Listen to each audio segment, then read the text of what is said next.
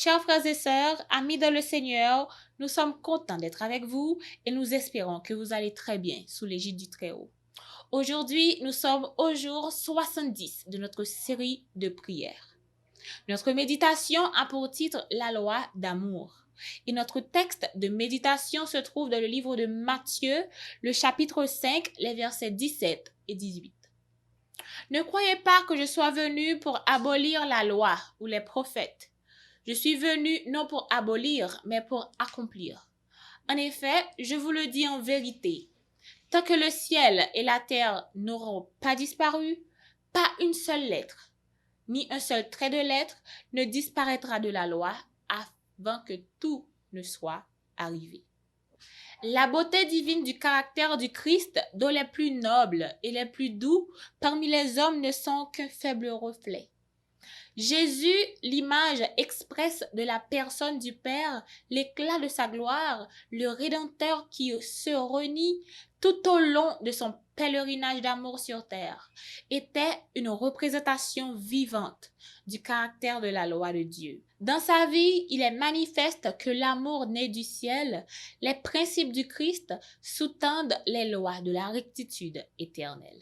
La loi de Dieu est la loi d'amour. Jésus a révélé dans sa parole à quoi ressemble vraiment la loi. Vous ne pouvez observer la loi en vous appuyant seulement sur le Saint-Esprit pour vous aider. Comme vous croyez qu'il va vous aider à vivre une vie d'amour désintéressé et par la foi faire des actions d'amour, sa puissance divine vous permettra et travaillera en vous afin que vous faites sa volonté. Si vous luttez avec la fidélité à la loi de Dieu, demanderez-vous aujourd'hui à Jésus de vous pardonner et de vous remplir de son Saint-Esprit? Lui demanderez-vous de vous aider non seulement à garder à la lettre sa loi, mais l'esprit de la loi, qui est un amour désintéressé et sacrificiel pour Dieu et pour tout le monde. Marietta nous dit: merci pour vos prières.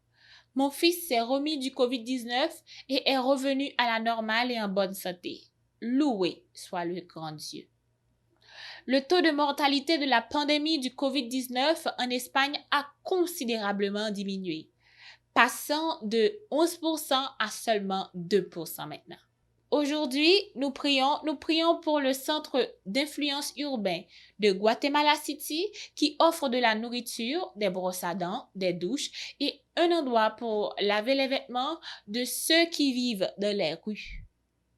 Demandons à Dieu de répondre aux besoins les plus profonds des visiteurs de ce centre et de les aider à trouver l'espoir pour l'éternité. Prions pour les médias déterminés à fournir des informations à jour sur le COVID-19.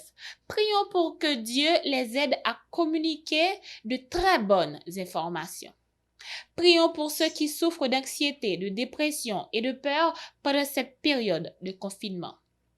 Prions pour qu'ils trouvent de l'aide, du courage, de l'espoir et de la guérison en Jésus-Christ. Prions pour les pasteurs, les étudiants, les enseignants, les missionnaires et les membres d'église au Laos qui sont dans des régions très difficiles où ils ne peuvent pas utiliser la technologie pour atteindre d'autres personnes qui sont atteintes de cette pandémie.